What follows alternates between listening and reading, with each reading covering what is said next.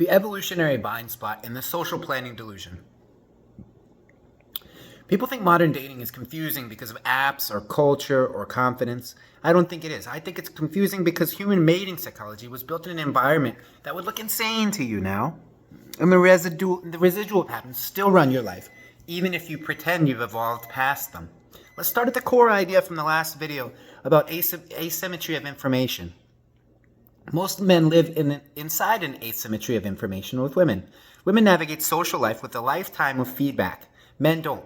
A woman can wake up, walk into a grocery store, and get real-time market data on her desirability. A man can live 10 years without a single data point that isn't manufactured through effort, risk, or delusion. This is one of the biggest evolutionary blind spots still operating on people who think that they're modern. We're talking about tens of thousands, even millions of years of selection pressure, and you think you've outsmarted it with a haircut and a hinge profile. Here's the part nobody likes. The invisibility problem is not just about attraction. It shapes entire social lives. Men learn to navigate reality without being reflected back. And humans build their self-image from reflection. Which means the average man's psychological development happens inside a sensory deprivation tank. There's no ambient validation as occurs with a woman. There's no passive reinforcement. There's no constant checking of his social coordinates. No one really asks most men, "Are you okay?" And tries to cheer them up if they're sad. So men build their entire world out of personal effort only. And this seems admirable until you realize how much of their planning becomes disconnected from reality. Most men's plans look like this. Work hard, hope someone notices, repeat. Then blame themselves when nobody does. Women's life plans are shaped by a very different force. Visibility, attention, choice, filtering, selection. I'm not saying one is better than the other. I'm saying they produce different operating systems. If someone handed you a laptop with a different operating system tomorrow, you wouldn't know where the files are.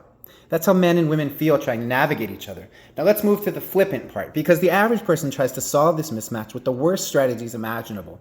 People think you can plan social success the same way you can plan your grocery trip. Here's the list, here's the items, here's the aisle. But social life is a complex ecosystem, not a market, not a supermarket. You can't schedule emergence. You can't spreadsheet charisma. You can't bullet point presence. You can't choreograph the moment when someone decides you're the type of person that they want to orbit. The tendrils of human relationships are complex and ride together. Yet people try. This is why so many men talk about putting themselves out there. They think social skill is exposure. They think if they show up enough times, someone will declare them valid. This is the mere exposure effect, and it is somewhat helpful, but that's not how attraction works, and that's not how you get real compliance. That's not how it's ever worked. Evolution doesn't reward attendance. Let me give you an example. A guy decides he wants to improve his dating life, so he starts being more social, which usually means standing around in public spaces like a confused NPC, waiting for a quest marker to appear above his head. Then he wonders why nothing changes. Because being present is not the same as being recognized. Presence without signal is invisibility. Now let's talk about how to do it right. If you want to correct evolutionary blind spots, you don't fight them, you leverage them. You don't try to become seen, you become noticeable. You become the person whose existence changes the geometry of the room. Men with social gravity are not competing for attention. They're acting as if they generate the environment. Because humans are wired to scan for one locus of control. Every room has one, and it's almost never the loudest person. It's the person whose behavior does not depend on the room. Women evolved to detect the difference between signal and noise. Men evolved to create signal under threat. So if you want to navigate modern social life at a high level, stop trying to be impressive. Start behaving like someone who's already in motion. Humans sense momentum. They don't sense presence. Not nearly as much. They don't need it explained. Which brings us to the disdainful part. Let me rephrase that. They don't seek presence in the long term.